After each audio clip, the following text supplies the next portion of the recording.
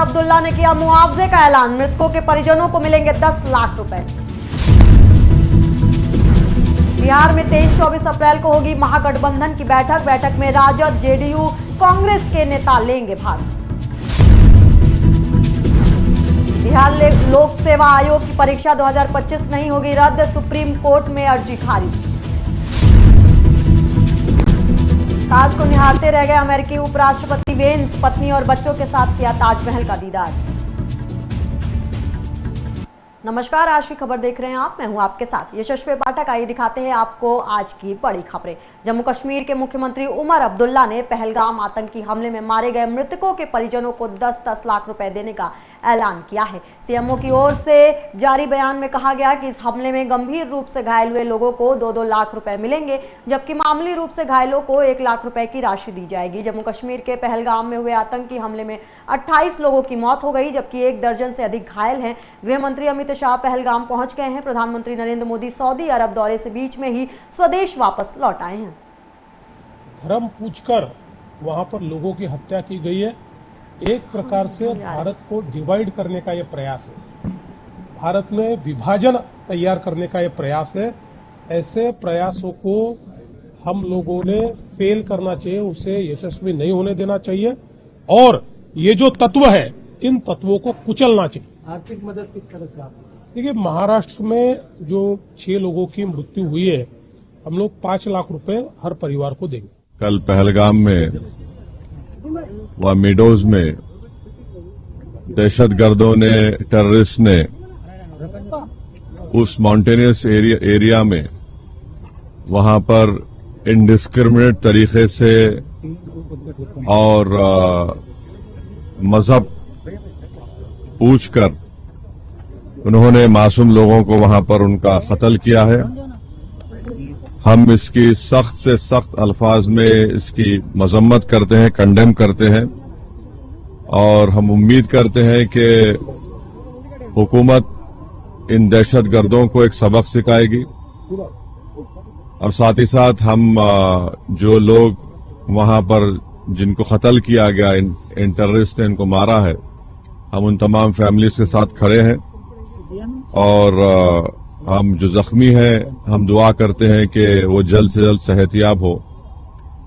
दूसरी अहम बात यह है कि ये एक इंटेलिजेंस फेलियर भी है और हुकूमत को, नरेंद्र मोदी हुकूमत को देखना है कि उनकी डिटरेंस पॉलिसी कितनी कामयाब हो रही नहीं हो रही है। चौथी बात यह है कि उरी हुआ, पुलवामा हुआ, ये उरी और पुलवामा से ज्यादा कंडेमनेबल इंसिडेंट है। ये देखिए, जो कल यहाँ पहलगाम में सानिया हुआ वो कोई पुलिस का अटैक सिर्फ नहीं था, वो हमारे जम्मू कश्मीर के बिलखुसूस कश्मीरियत पे अटैक था, हम लोगों पे अटैक था। इसको हम पूरी तरह से इसकी मजम्मत करते हैं, ये बर्दाश्त नहीं किया जाएगा। मेरी गुजारिश है, होम मिनिस्टर साहब यहाँ आए हुए हैं कि वो जल्द से जल्द पता लगाएं ये कौन से दहशतगर्द हैं जो इसमें मुलव्वस थे, ताकि उनको जल्द से जल्द सजा दी जाए। क्योंकि ये लोग जो मुल्क के हमारे लोग, हमारे भाई बहन, हमारी बच्चियां वहाँ से यहाँ पैसा जमा करके यहाँ घूमने के लिए आते हैं, हंसने हंसाने के लिए आते हैं, तफरीह के लिए आते हैं। इस तरह बिला साजो सामान होते हैं वो, उनपे इस तरह हमला करना सबसे बड़ी बुज़दिली है। ये जो घटना कल पहलगाम में हुई, कल 1 नेशन 1 इलेक्शन की मीटिंग दिल्ली में चल रही, दिल्ली में हम लोग सब वहाँ थे, हर पार्टी के सांसद वहाँ थे और तभी हमें पहली बार मैसेज आया कि ऐसी घटना हुई है।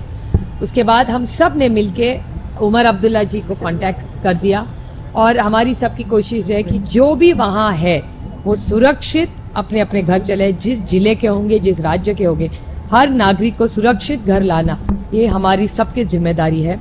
और हम सब, वो होम मिनिस्ट्री हो या JNK एडमिनिस्ट्रेशन हो, JNK एडमिनिस्ट्रेशन से हम सब कल से पूरी रात उनके कांटेक्ट में थे, सुबह से भी लगे हुए हैं, क्योंकि बहुत सारे ऐसे टूरिस्ट आज हैं जो घर वापस आना चाहते हैं। मैंने राम मोहन नायडू जी को भी कांटेक्ट करने की कोशिश की है और मेरी सिर्फ इतनी मांग है कि रेलवे मंत्रालय हो या एयरपोर्ट अथॉरिटी हो या स्टेट ट्रांसपोर्ट जो JNK का हो, इस मामले में अभी टिकट्स हमें मेरी संगठन में काम करनी ज्योति सुरंगे जी है, दौंड की है वो, उनका सुबह से फोन आ रहा है, वो फंसी हुई है श्रीनगर में, वापस जल्दी आना चाहती है लेकिन टिकट महंगा है, ऐसा उनका कहना है। तो मेरी सरकार से विनती है कि अगले 2-4 दिन जब तक हर हमारा पर्यटक वापस ना आ जाए, ये जो फेयर्स लगाए रहे वो कम होने चाहिए, भले वो रेलवे का हो, स्टेट ट्रांसपोर्ट हो या प्लेन का।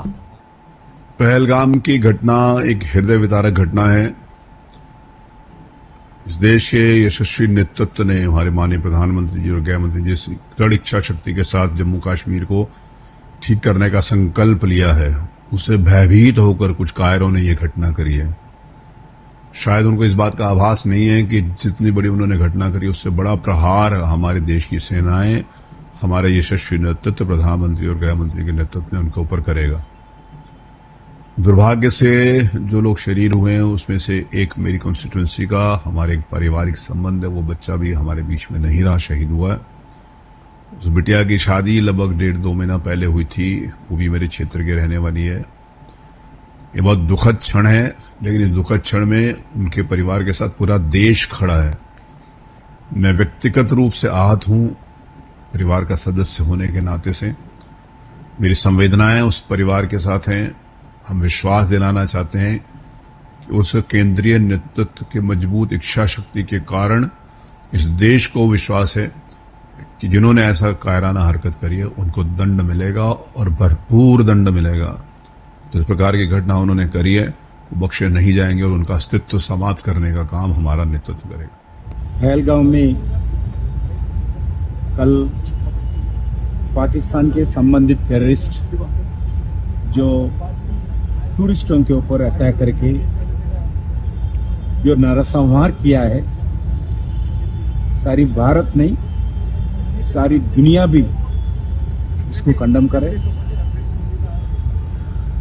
हम बहुत मेहनत करके मोदी जी के नेतृत्व में जम्मू कश्मीर विकास की ओर ले जाने के लिए,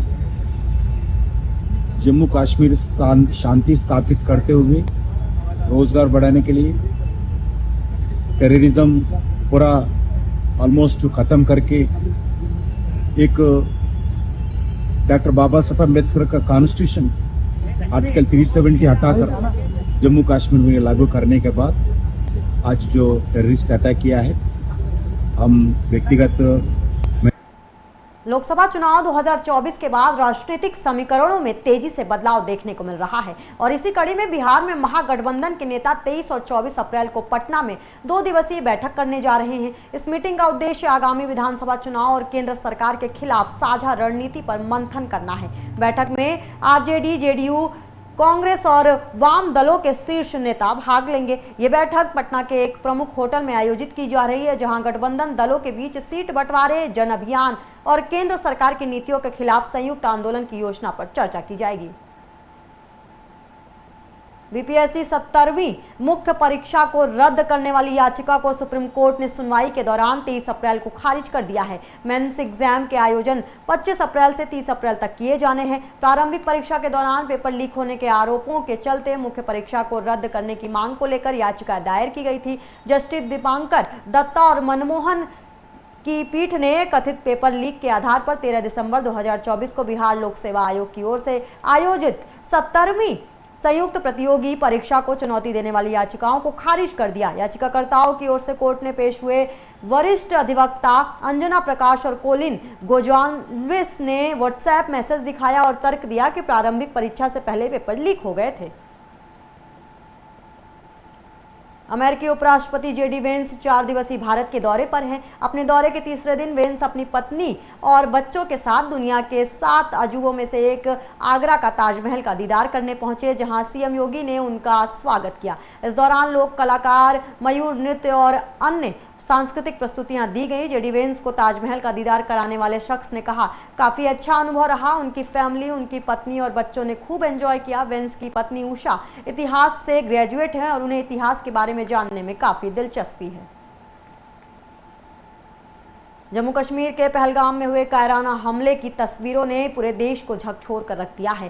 पहलगाम में आतंकियों से लोहा लेते हुए शहीद हुए जवानों का पार्थिव शरीर आज उनके घर पहुंचा। इस दौरान जो तस्वीरें आई उसे देखकर पूरे देश की आंखें नम हो गई हैं। हरियाणा के करनाल जिले के रहने वाले नौसेना के युवा अधिकारी विनय नरवाल की शादी बीते 16 अप्रैल को हुई थी। विनय अपनी पत्नी के साथ कश्मीर घूमने गए, जहां आतंकी हमले में वो शहीद हो गए। इसके अलावा इस हमले में पनवेल के रहने वाले दिलीप देसले ने भी अपनी जान गंवाई। आज उनका शव उनके घर वापस आया तो नज़ारा देखकर हर तरफ चीख पुकार मची। ये ऐसी तस्वीरें हैं जो पूरे देश को कभी ना भूल पाने वाला जख्म देकर गई हैं। वहीं इस हमले को लेकर पूरे देश में प्रदर्शन भी किया जा रहा है और आतंकियों से उनके इस कायराना करतूब का बदला लेने की मांग भी की जा रही है। आज की बड़ी खबरों में बस इतना ही। बाकी के हम खबरों के लिए आप देखते रहिए आज की खबर।